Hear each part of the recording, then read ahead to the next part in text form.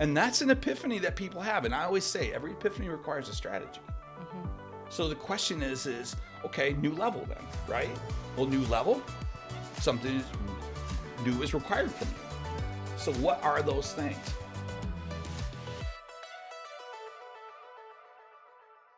Welcome back to Torch Talk, the show where we spotlight bold leaders growing their businesses and communities with grit and purpose.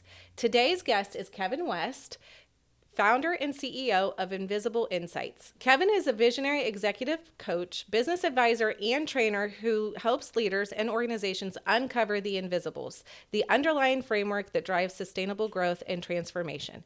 Kevin is a member of the Forbes Coaches Council and sought after keynote speaker whose mission is to help emerging leaders develop clarity, courage, and influence. Welcome to Torch Talk, Kevin. Good to be here. So this has been a year of yes for you. Yes. What does that mean? I started every year. I always try to start with something that challenges me in a way that I haven't been challenged before.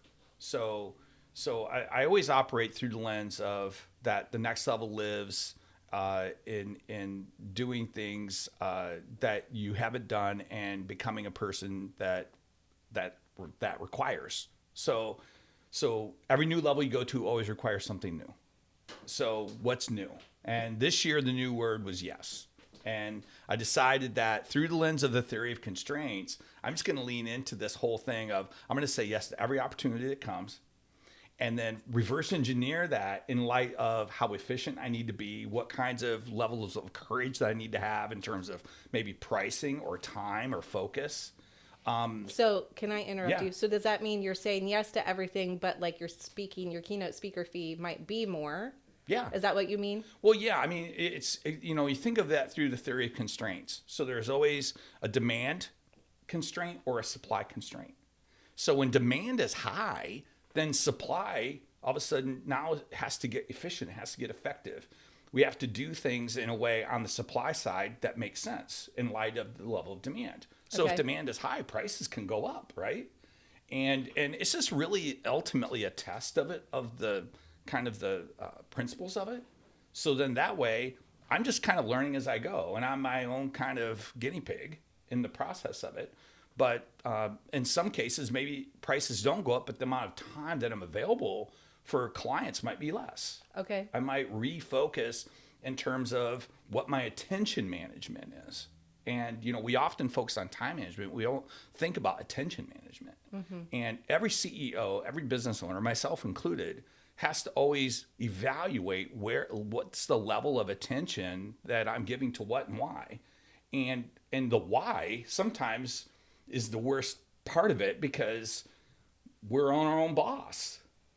We don't have because we necessarily can discipline. do everything. I feel like I feel like you're speaking to me. So, Fierce is 4 years old. So we've gone through a long evolution and we'll reach like a certain point.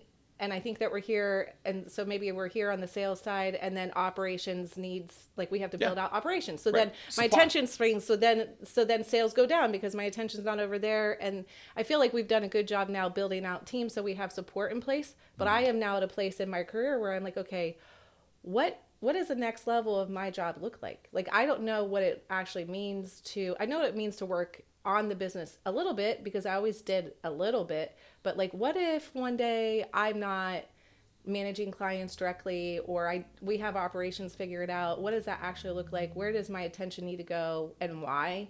So it's a little bit different than what you're talking about, but some of the questions that you're talking about, like, I think that's really fascinating because every business owner knows that they're supposed to be removing themselves from like the front lines, or I think, if that's the right terminology for it, but doing it is different. Yes. Like, what does that mean for me as an identity? I'm a marketer. I'm used to doing the strategy and now I'm leading a team of marketers. So Correct. What does that mean for me and how does that look different? Well, it's really the principles are the same for you.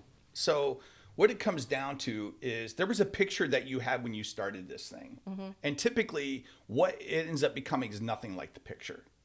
And there's always kind of a form of regret that we live in, thinking that if I had done this different or done that different, that it would be how I want it to be. The truth of the matter is life is pretty much that way. We don't get to always have a map and it always work out exactly as planned. However, when you start experiencing kind of the adventure, is kind of what I would call it, the adventure of the business side of it. Once you start moving forward and you start adding different pieces and put things in place, it challenges what level of span of control you have. In other words, how much time and energy am I putting into the team, right? Because I want to surround myself with people who are answering questions I'm not asking, right? That's next level. And when you have those key people in place, now it begins to expand a little bit more of your freedom in terms of how you got to do and lead the business. Now, here's the question. The question is, well, if I'm the person who has to make it rain around here, right? If I'm the person who's got to add value in order to pay people so they can eat and live indoors, okay? So now I've got to go out there and I have to now go into this demand level. I've got to create demand. I've got to be able to put my time and energy on the things that are the needle moving things financially in the organization. That's heavy. So now you're balancing out, okay, is that really what I love?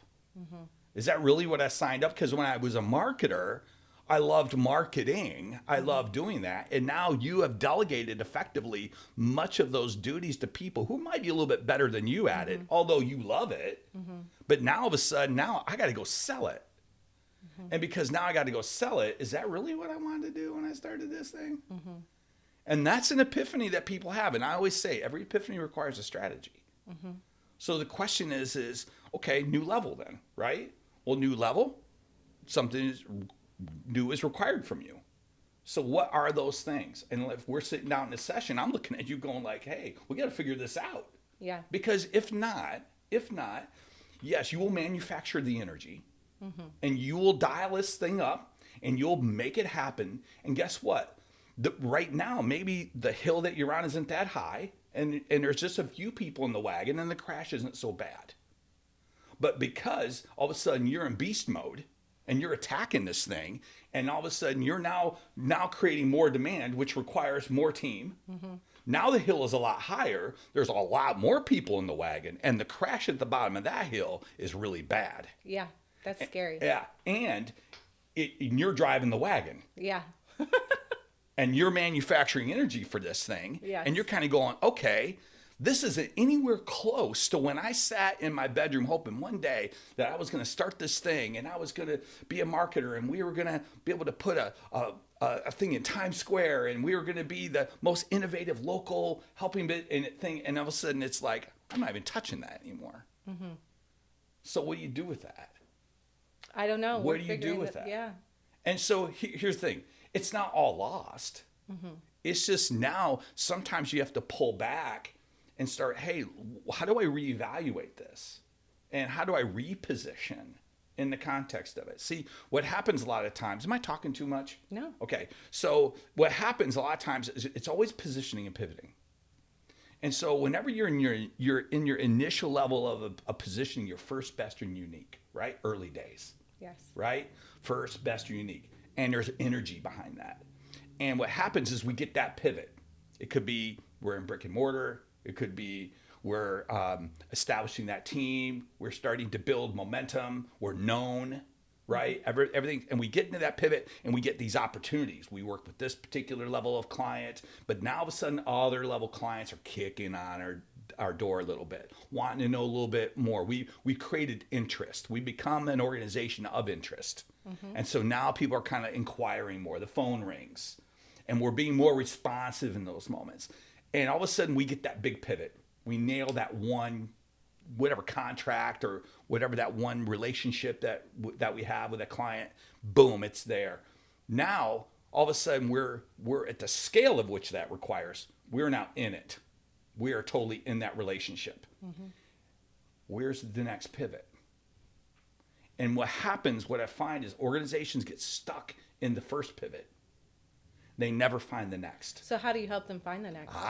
You have to be first, best, or unique all over again. Okay. You have to start over. And people look at me like I'm a kook.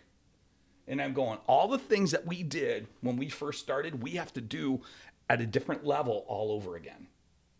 What does it mean to be first at this level? Now, you ready for this? This is the scary part. Because this is maybe a 20% client that gives you 80% of your results. This could be a customer in your, if you're have a different kind of business, it could be that 20% gives you 80% of your profit, but it really only exists in the 20. Guess what? You might need to get rid of some of those 80s. Yeah. What if your 20% client, I'm trying to figure out how to word that, isn't giving you, I guess we don't have that situation. So we have we have a couple bigger clients who, it's not 80% of results, but we have like kind of a model, okay, we have identified it is better for us to work with this level of partner, Got it. You have an avatar, clear avatar. We have an avatar of what that looks like. Yes. I guess, but I don't know. It's like figuring out how far to push that line of what you're talking about, which is, okay, do we get rid of the lower? So we have, for example, always wanted to be an open door for younger organizations because we want to grow with them as they grow. Mm-hmm. They might not have the biggest budgets. Mm-hmm. So we try to figure out how to meet them where they're at. We all know that this is no offense to anybody, but like when you pay less, typically they require more time and energy. Correct. Their $500 is different than somebody else's $50,000. Correct. So we know and understand that in theory, but in practice, because we're so relational focused, it's really hard to actually apply that. You bet. So how do you talk somebody through that? And it's the curse. And this is where people take my picture out of their wallet. This is the part where it gets very So real. do you just see consistently that the people who do that and focus on that higher level client just see success? Have you ever seen it fail? Well, here's the thing. I think it's, if you're going to do the $500 client, do it for free. Okay. And now what constitutes the level of effort that they put in that determines what gets free? Because most of the time, if I've got somebody on that lower end and I'm manufacturing all the energy on their behalf, that's not a good trade. Mm-hmm. So I would much rather coach for free in that situation and raise up the level of requirement for them to get it for free. Okay. And then that way it's really clear about who passes the test and who doesn't. Okay. And who gets our time and who gets our attention, because I'm probably wired the same way you are in this respect. I'm just one of those, like, if I'm in the game, I'm all in. Yeah. And so whether it's my super huge clients that I work with or the small 2-man shop somewhere, I'm all in. You're 100%. Giving them the same amount of energy. Yeah. I don't gauge that at all. And so the value proposition for them is great if the level of effort they put in is equal to what I'm doing. So I say the relationships need to be 100-100, not 50-50. I love that. And so I want to lean into that. And it's a lot easier for me to part ways when all of a sudden the effort's not there.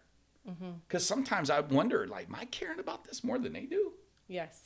And so that's the beginning of that. But there's also, I think, inherently, for some reason, a fear on pricing. There is a fear on pricing. And I think that's one of the things that CEOs or business owners have to work through when it comes to scaling. And it's like, hey, one, I know what my avatar is. And two, I know what the benchmark is of what my value is. And when you start thinking of the value proposition, then you ask at that level. Now, here's the key. The key is we got to deliver the goods.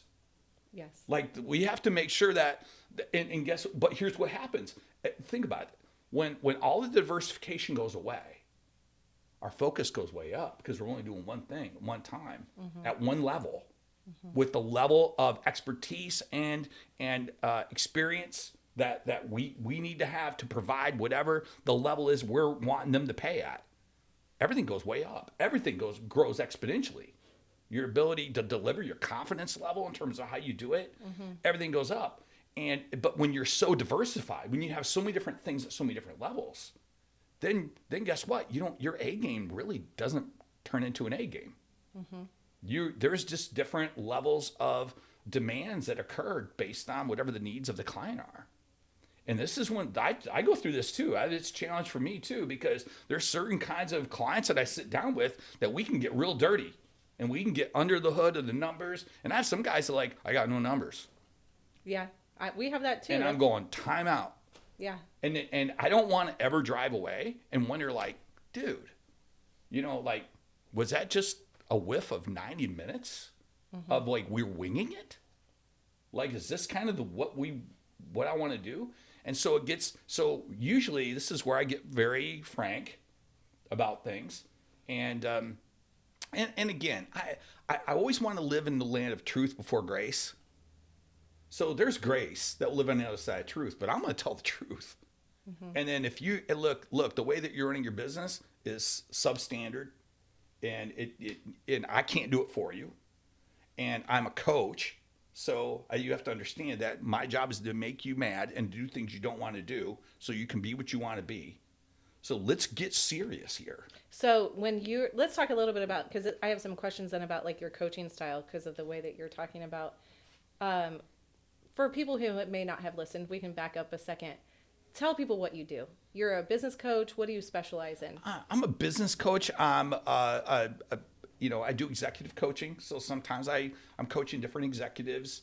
I really am focused on performance, really making sure that they understand that they can self-manage the level of performance that the demands of the day-to-day occur in their organization, whether they're a business owner, whether they're an executive in a C-suite, whether they're an emerging leader, or whether you're a department head, whatever that is, there's a level of requirement that you have to live to.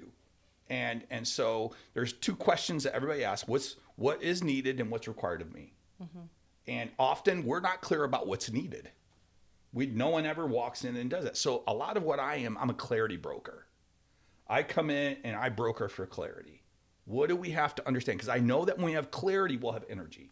Okay, so then when you're sitting down, say, with a business owner, maybe not an executive, I'm just wondering, because I was wondering this, we do a lot of annual planning for our clients. We're heading into that time right now.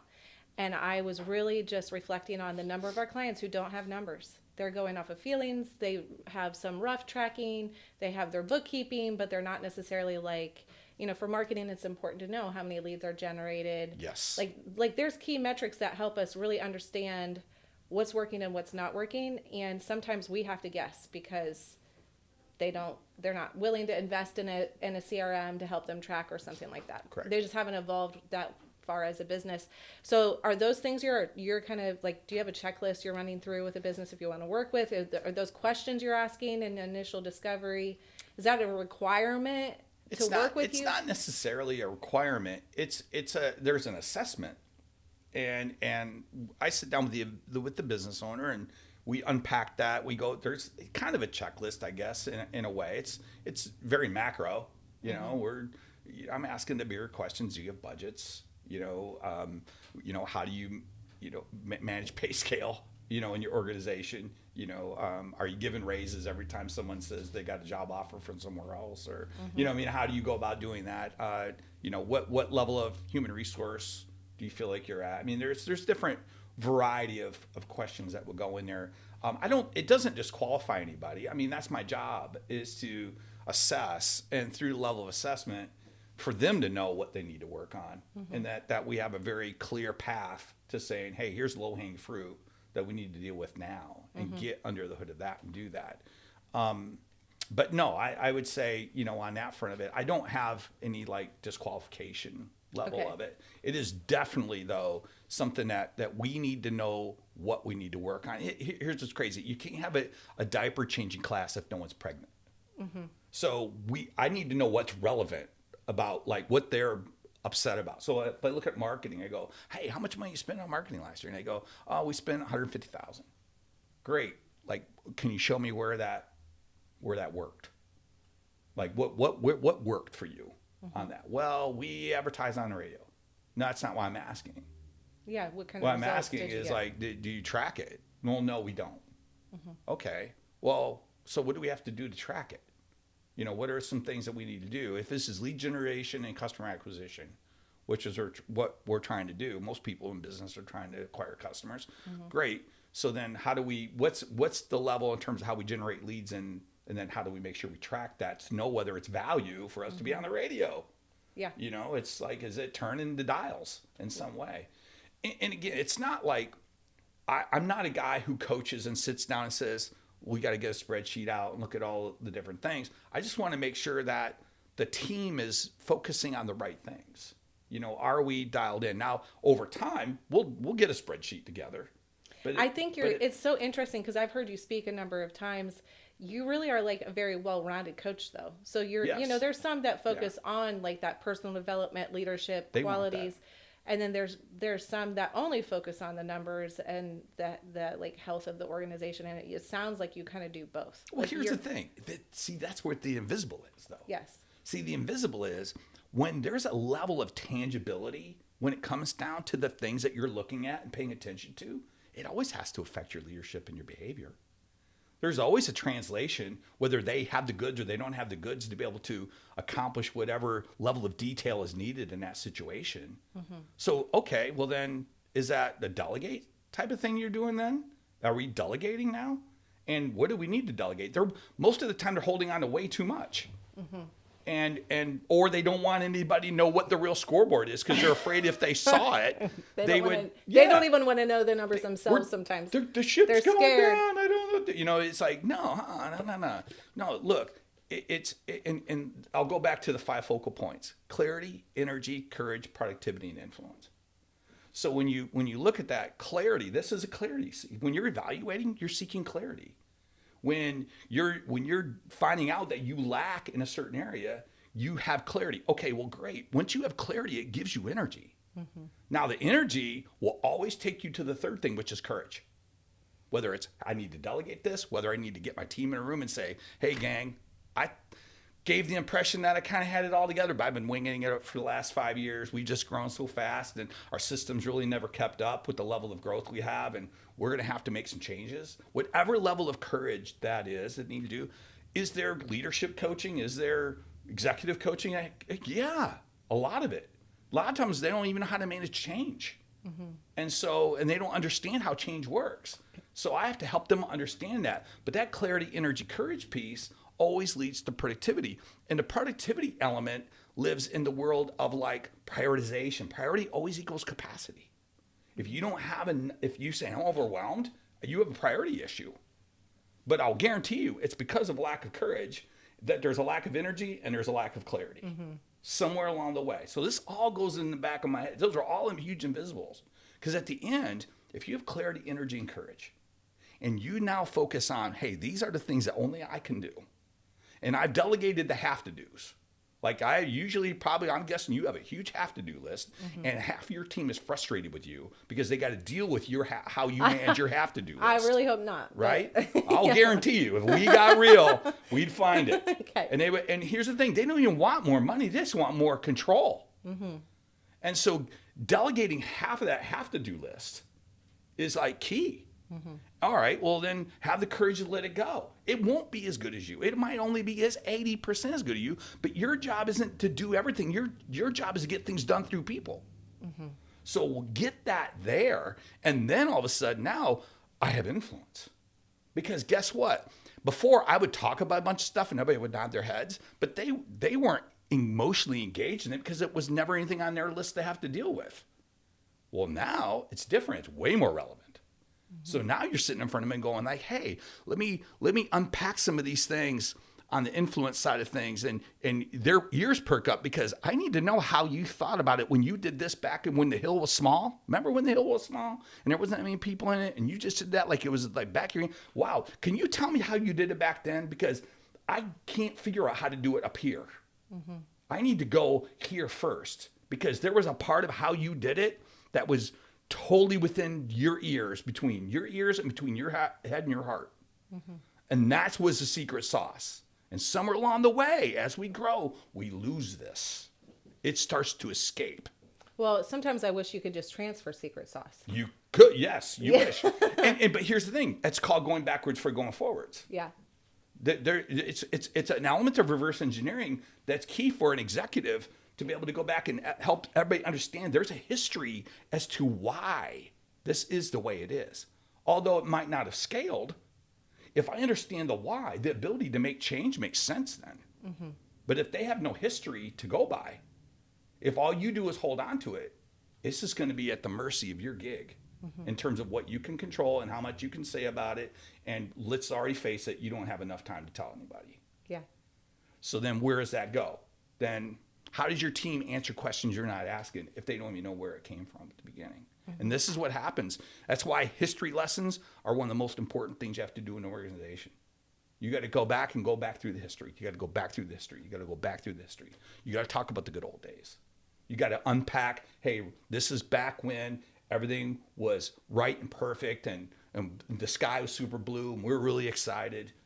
And here's why we did what we did. And that part of that influence is a game changer. And it's all a form of clarity, energy, courage, productivity, and influence. It all sources through there. So yes, to answer your question, yes, the details matter. Getting under the hood and getting the systems and getting the numbers, yes, very clear. Always paves the way to leadership development.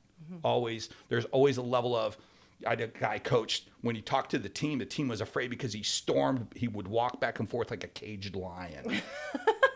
And I remember looking at him going, and all the information was great, but everybody in the room was doing this, thinking like this guy's going to just jump on us and go, rah.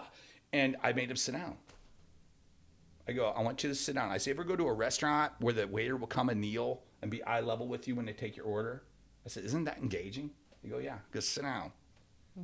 Now do the same thing sitting down. Next group came in. They had about 150 employees, so you had to break it up. Next group came in, delivered it. Room was engaged, laughter, the whole thing. You could just feel the whole space differently. So sometimes it's just the small things. It's not big things. Okay, well, let's go back to your year of Okay, yes. I'm sorry. No, Sorry, you're great. I love that because it gave us a kind of an insight into how you coach and the foundation. Yeah, I'm not a question asker. I'm not a guy who's going to ask you a bunch of questions hoping you figure it out. I'm going to be like, there's a lot of coaches out there who just want to go ask you questions and let's clarify. And hopefully you will discover whatever that is. It's kind of like counseling. Yeah. Like you're supposed to figure out the answer yourself. That's not me. Yeah. I would say you are a question asker. I'm a question asker. I'm a poke. I like to poke. Yes.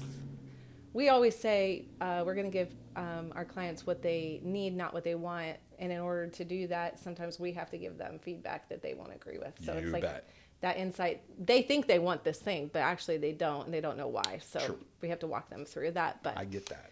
Okay, so this is your year of yes. Yes. What has that looked like for you? What kinds of things have you said yes to this year? Exponential growth.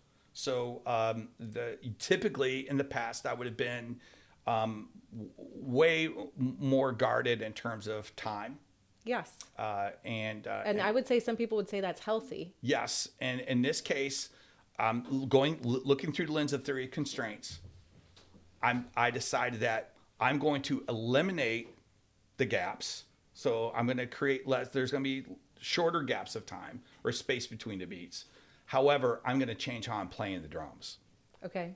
And what that means is, maybe going from a schedule that might have been a weekly schedule to maybe like at the beginning ended up turning into like having 3-week cycles instead of 4-week cycles. So I would have basically a coaching window of 4 weeks I would look at, and I constrained it down to 3. And I said, hey, so in the past it might have been 4 sessions, and one of the sessions may not have been as effective. So cut it back to 3, didn't raise prices, but just cut it back to 3 and said, we're going to get really good at like what we're doing. And what I found is actually we could get really good in 2. Okay. And have way more effectiveness in terms of coming back with homework being done because they actually have time to do it. Yes. And all of a sudden now I'm going like, wow, Kev, how many years have you been in this 4-beat cycle where now I could go to a 2-beat cycle and never would have found out had I not just embraced the level of demand. And so, yeah, let's continue to get better. Let's get more efficient. I don't beat around the bush nearly as much. It's there might be some elements of discovery in the clarifying stages or evaluations that I might let them stumble upon some things where now I'm a little less likely to do that. I'm a little bit more, I want to engage in the harder part of the conversation quicker. The first 15 minutes have changed. How I attack the first 15 is so different where we get right to it. Where do we need to go here? What's going on? And my clarifying questions I would ask at the beginning are very very pointed on what did we talk about 2 weeks ago and where are we at now. So it just made me better. I think I'm a way better coach in this world. Now, I don't know how I continue to say yes. I do feel like that at some point there will be a pruning stage. And that pruning stage, which any business has to do, has to start to decide, hey, who's my ideal customer? And where do I find freedom in time and energy by just focusing on that particular customer or client? I am curious because I don't know. I know how long have you been coaching?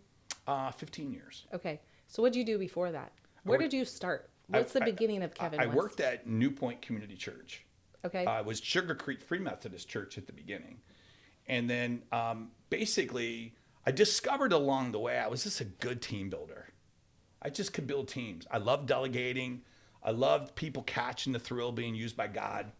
And why in my role was I the person who had to experience all that myself, just let everybody else do that. And I really began to discover that there's a lot of really huge benefits in orchestration. And I studied Jesus, and I realized that Jesus didn't just wander around. I used to thought he just wandered around. Like, let's go to Capernaum today. Like, no, the dude had a plan. He had structure. He had three guys, that he worked alongside, and he developed those. And they weren't obviously the great. I mean, they were a frustrating group of dudes, And so, and it's kind of funny is that when you begin to start delegating and start building a team, you start finding out that ministry wasn't them doing the stuff that you were asking them to do. Ministry was really their crap coming out when they started realizing that they were doing something significant that was impacting people's lives. And that was my greatest work. So I started coaching these people. And I started going like, hey, I get it that you feel like you're not good enough to do this, but no one has to be Jesus to serve. And so what do you give back to a God who's only ever given his best to you? You give him your best. Well, that's all he's asking for. So bring your A game and let's figure out what it is. And when you're bumping into your crap, when you're not feeling worthy, or you have imposter syndrome, well, let's work through that. That was the real work. And when I started seeing people blossom coming out of that change, and it's kind of funny, I never had to recruit really hard. It was wild. It was attractive in and of itself because of the life change that people were experiencing serving people. And then I started realizing, wow, that was great. Well, then I bumped into these different approaches to evaluation and team building. And I've always recruited strong leaders. Always wanted to have people around me who are better than me. So then once they started coming around, I just started using a lot of those techniques with them. And I started basically taking the principles from books like Good to Great, from Jim Collins, and then transferring it into a nonprofit type of situation and started saying, hey, there's principles here. Well, they became invisibles.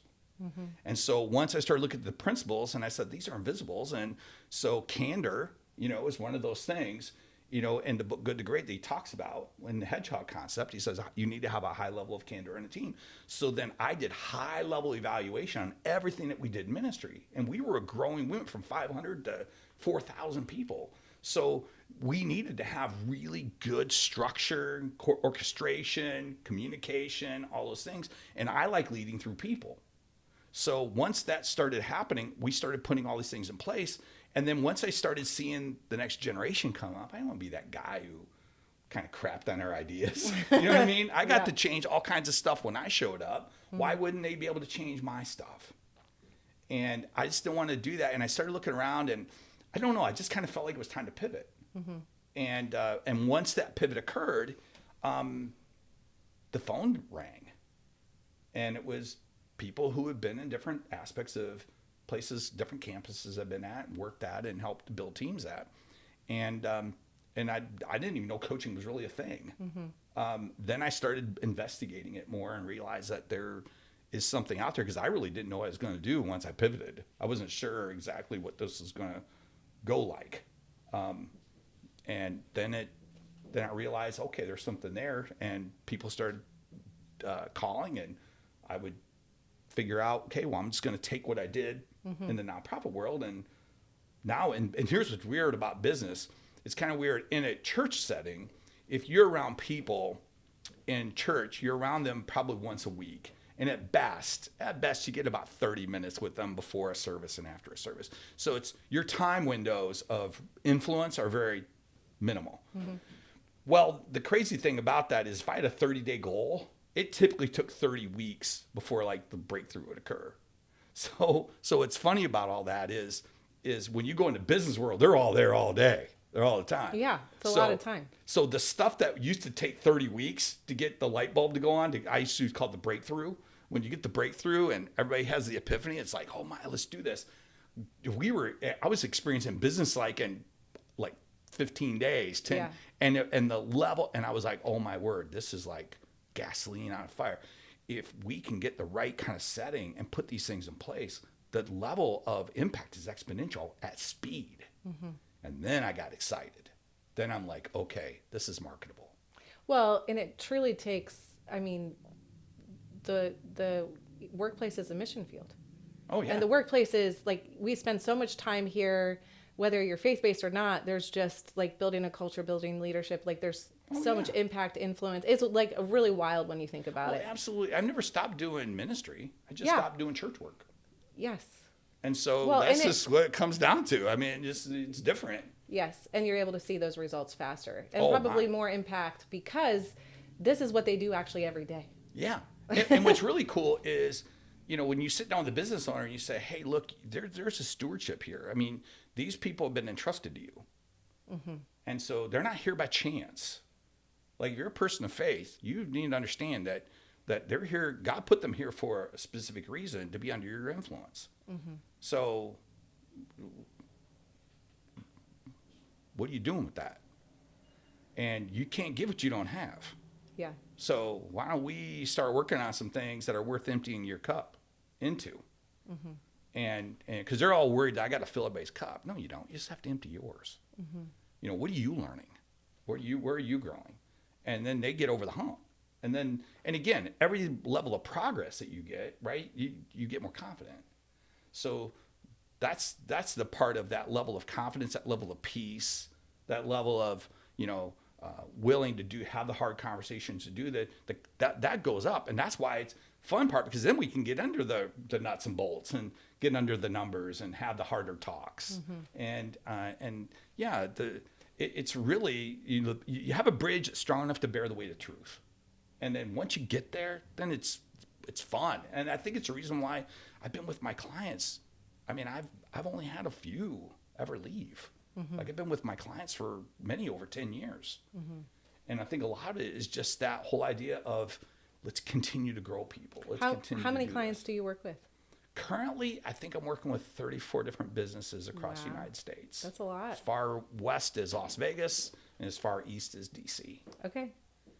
That is a little bit wild. Yeah. I always tell people I'm passionate about your problems and I get lost in your dreams. Yeah. It's like my pitch.